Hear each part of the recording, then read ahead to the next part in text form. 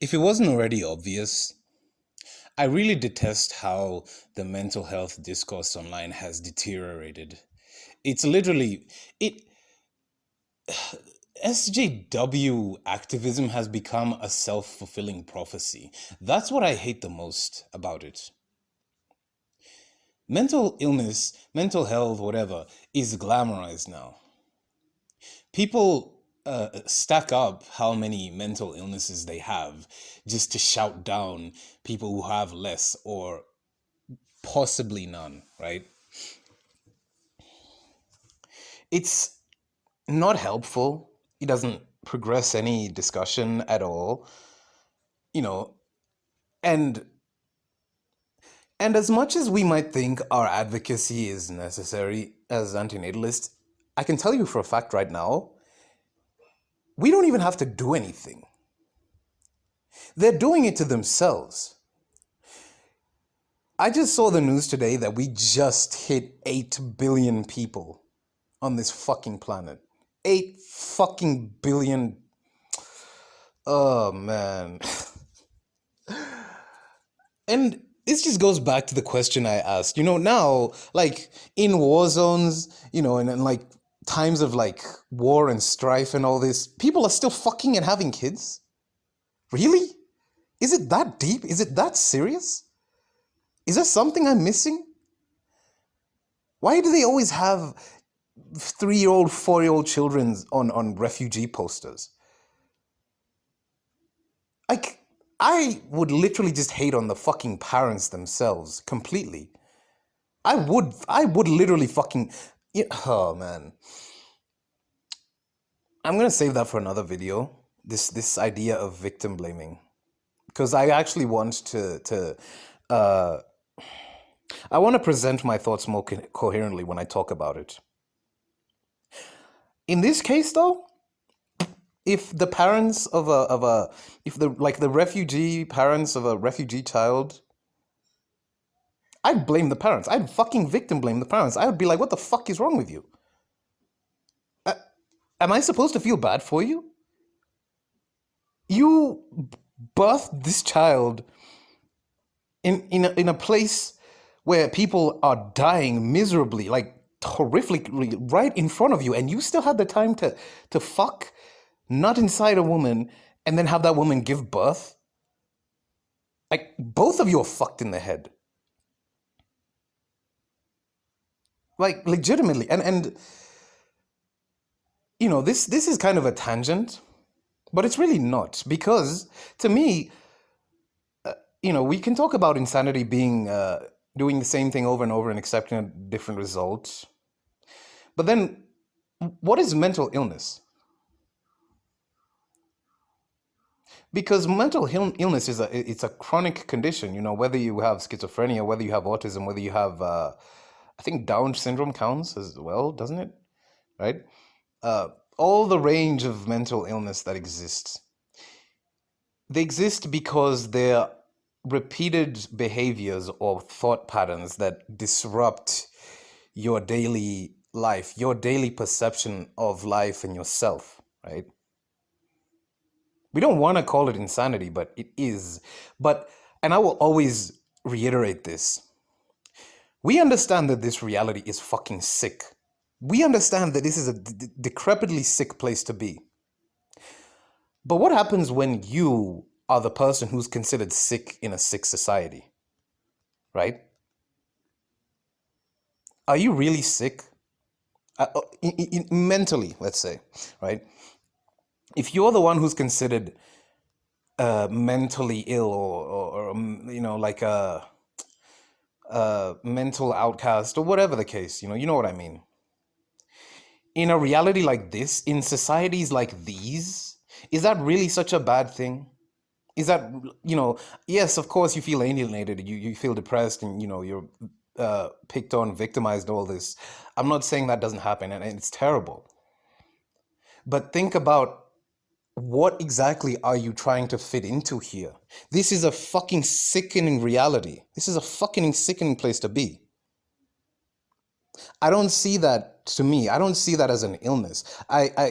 Me personally, I don't think I've ever been diagnosed with schizophrenia, but I've had psychotic episodes, several in the past, and yet I'd say 70 to 80% of the things that made me have those episodes have just been proved right in front of me. It's just that they overwhelmed my fucking mind when it happened. And once they happened, I could never see this reality again the same way I did before. And, you know, if you delve into like spiritualist education online, right? You'll find several of them saying that mental illnesses are not actually mental illnesses. They are people with mental illness actually have like a higher state of being, and they can perceive more than what is in this reality.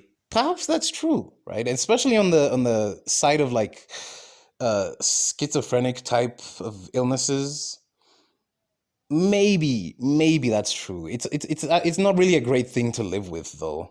You know, people who have full blown diagnosed schizophrenia, it's not a good thing to live with at all. No matter how much you dress it up as like, oh, you're like a spiritual fucking voodoo prince or princess or whatever, right? It's just that this world doesn't accept you, right? You're a fucking indigo child. You're an empath.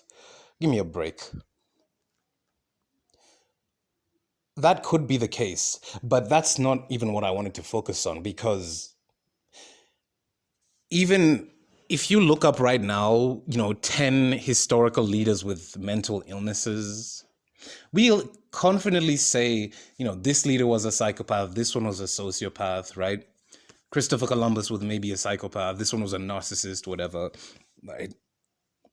This one had maybe ADHD or something. They can,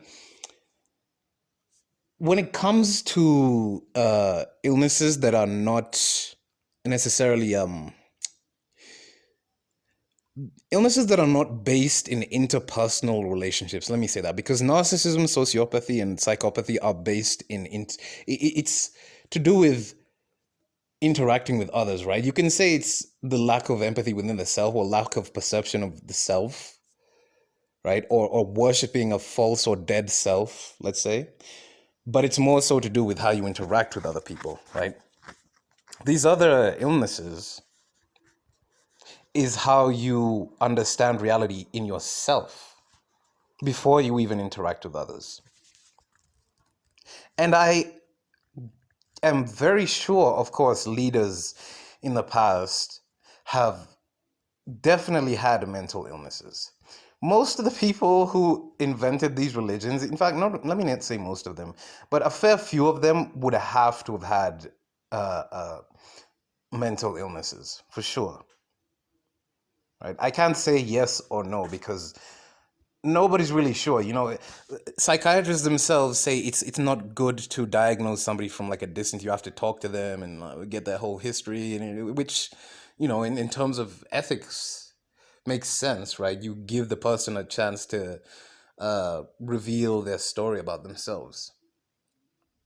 But you can make some educated guesses, right? Some maybe informed guesses about what somebody might have had, somebody historical might have had, right? And this to me is something that's just always bugged me, is the concept of writing. Writing, yes, like handwriting, writing down things. That to me seems like the most neurodivergent shit to ever exist. Because writing isn't that old in the scope of human history, to what we know at least. It's not, right? It's been invented 3 times separately throughout human history. Once in the Shang dynasty, the other time in like the Indus Valley civilizations, and then the other time in Mesopotamia, Sumeria, Phoenicia. I know it's called the Phoenician alphabet, which is the Phoenician alphabet is the grandfather or father of basically all European writing scripts. Yes, including Latin. Yes, including ancient Greek, right? it just seems to me that, something that is so self-evident to us popped up just like that, you know? It popped up, and what the fuck were we doing before that, you know? Because if you study about, like, how humans communicate and everything, or how communication works, most communication is non-verbal, right? They'll put a percentage or whatever, but most of it is non-verbal. And you don't have to really think about why this is the case. Because if somebody says, if they walk up to you and they say, hello, how are you doing? They're not just going to say, hello, how are you doing? They're going to be like, hello, how are you doing? Or hello, how are you doing? Or hello, how are you doing? This is something you can have fun with for the rest of the day or the night, right? In every single sentence you say, try and emphasize just one word, and see how big of a difference it makes. It does make a big difference, right? But that's not you could say it's verbal, I guess, but the emphasis on these words are not verbal. I don't know. I don't even make sense anymore, right? It just seems to me that people who have been neurodivergent throughout history have found a way to get into positions of power and to use that power either for good or for evil, right? I would say more so evil. And I'm not putting this on like neurodivergent people, right? There's probably neurotypical whatever people that do such evil shit, right? And I say this a lot, but with certain things, and to me, uh, you know, you could say we live in a very narcissistic time, right? I don't think that's too controversial to say. It's an incredibly self-absorbed main character, worship me and just give me everything, and I don't have to give you anything kind of time that we're living in, right? That is mental illness. That's a fucking mental illness, right? And it's such a predominant thought. It's such predominant thought patterns that exist across the fucking planet. Across the planet, right? And this has just been the case for as long as humans can remember.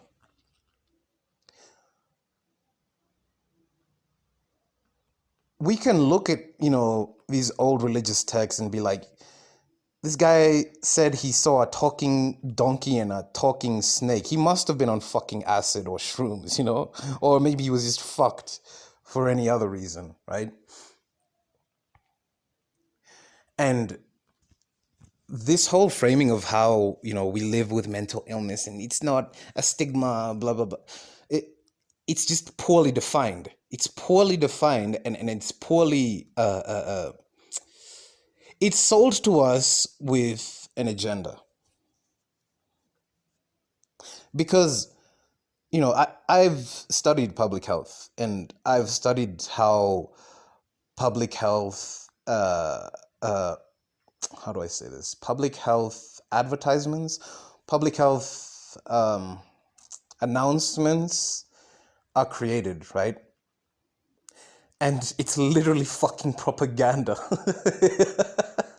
It's literally propaganda.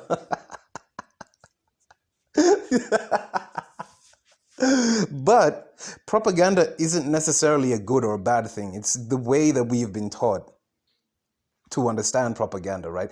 If we all hear propaganda and think it's a bad thing, we were all taught that way, right? You can see an advertisement about washing your hands, or public health awareness about washing your hands, right? And the reasons why you should, or wearing a mask, right? Or getting the shot, right? I don't even know if I can say that on this fucking platform, right? Getting the shot and who it's going to save and how it's going to better the people, right? It's propaganda, So when we talk about mental illness, Why don't we talk about what mental illness does as people progress socioeconomically? How mental illness trickles down to the rest of us? Because you're not going to lie to me that rich people are not mentally ill as well. And in fact, because of just how they have an abundance of literally everything that a human can conjure up. And yet, they're still not full. They're still not happy. They're still not fulfilled. You can see it in the children of celebrities, right? Child of a celebrity turns into like a fucking spoilt, entitled piece of shit, right? But at the same time, isn't that what everybody's chasing in this economy, right? To be rich, to be, well off. A lot of people chasing fame as well, to be rich and famous. But they'll be like, oh, look at how spoiled he is, Look at how spoiled his children are, right? Look at how spoiled their children are. Oh, I had never raised my child like that. You just sound like you're coping. Shut up. Just massive copium all over the place.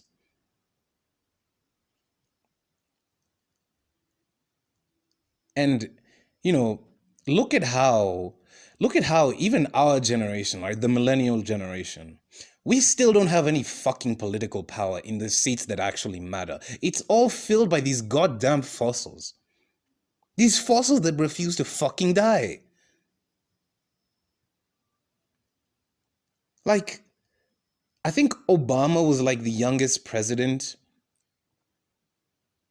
that I can remember in recent memory. Maybe, I don't know, was Bill Clinton younger than Obama when he became president? Because I know George Bush definitely wasn't.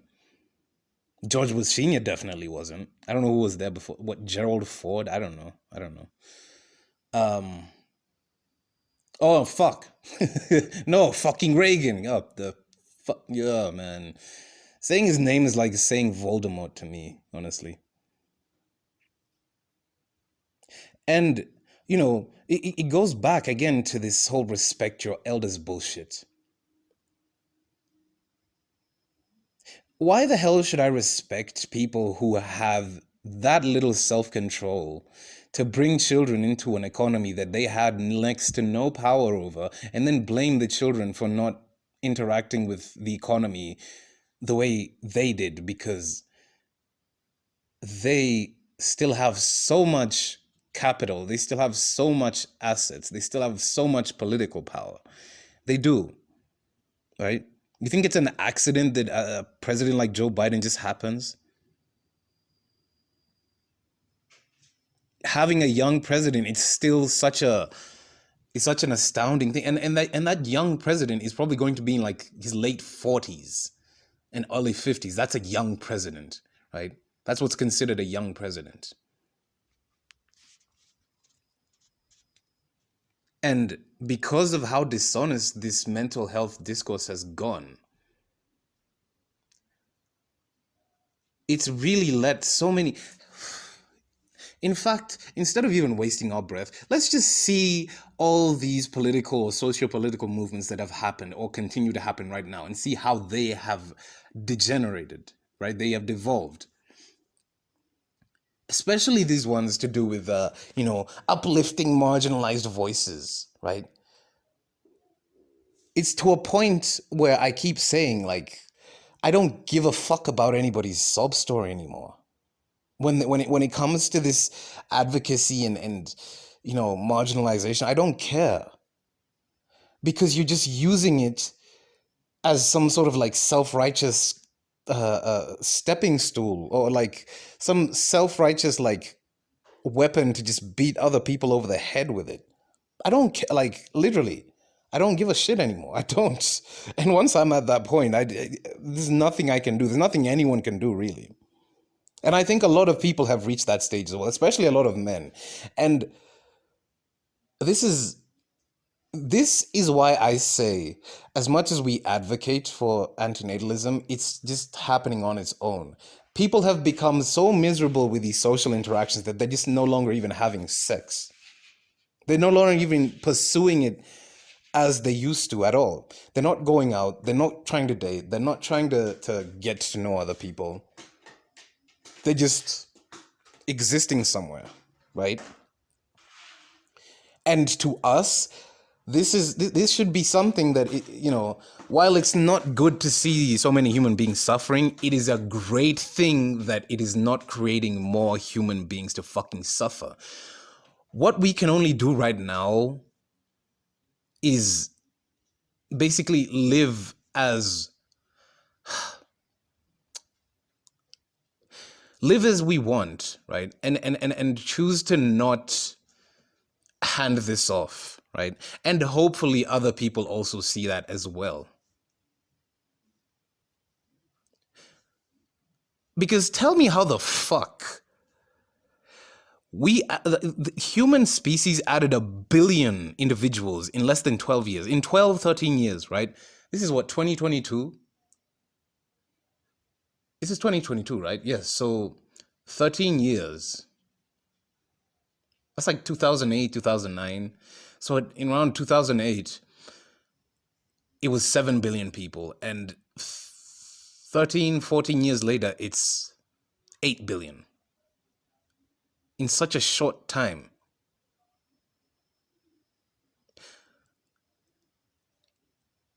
This continual growth, it's almost like a red herring, right? Because most of it, again, is coming from like China and India, which have always had a massive population. And, Africa now as well. But, seeing whatever like false idea of a middle class exists in Africa, we're having less children than our parents did. My dad had 9 siblings, my mom had 7, right? Most of my mom's siblings are dead, like 2 of my dad's siblings are dead. We, their children, are like 4. And it's the same thing with his siblings, right? My aunts only have like 3, 4 kids. That's a dramatic fucking drop in birth rates. In just that short of a generation, that's quite big. And, I'm not having any fucking kids, right? I think my younger brother's not having any fucking kids. And a growing number of guys in my generation are just not having kids at all, right? Or not even trying to get married at all. Maybe marriage, like that's the thing. I'm not against marriage. I'm not against relationships. I think they are a great thing. I love seeing people being happy with one another. I genuinely do, even if I don't fucking know them. But if you see 2 individuals who are genuinely happy to be around one another, it's great, right? It is great. I'm not against them. I may be against how marriage is used as it's weaponized. I'm absolutely against that. Yes. I'm absolutely I probably wouldn't even get married just because of how much power it gives to the fucking state, right? Just off that alone. But I can't really say I wouldn't rule out having a relationship at all. I haven't, right? Because simply, we're already here. We're already fucked. We're literally already fucked. Might as well find somebody that you vibe with really well and just live it out and see it through, without having to bring any more victims here. That's what I believe. And, what is really the cure to mental illness in that sense? At least how I've defined it. What is really the solution? Because you're not going to force down medication until you're just some like NPC robot again that can interact with the other NPC robots. Like that rarely, it does help. It does happen sometimes, but it's trying to plug up a boat that is already underwater, right? We're already drowning. The boat's already underwater and we're still trying to plug it up. It's not about awareness of mental illness. It's more about acceptance. Once you've accepted something, you are you at that point are responsible for how you act on it, or how you choose to carry it on. And don't ever be convinced that, like, you know your mental illness makes you like a special snowflake or something, because it's everywhere.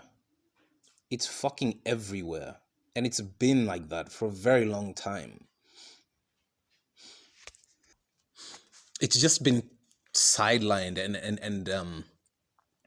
it's been assigned to just certain groups of people, right? It's been weaponized. It has been weaponized terribly, but it's everywhere. And the sooner we accept that, the sooner we can actually figure out, or not even figure out, but actually do something to stop the fucking madness.